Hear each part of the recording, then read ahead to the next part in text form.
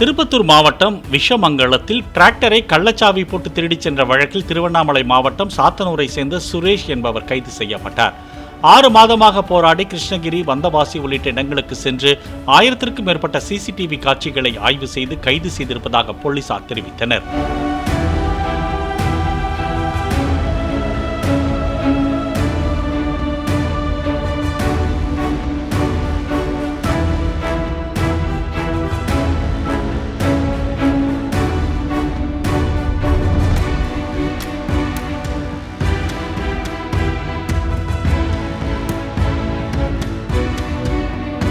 Play store மற்றும் app ஸ்டோரில் இருந்து பாலிமர் செயலியை QR கோடு மூலம் பதிவிறக்கம் செய்யுங்கள்.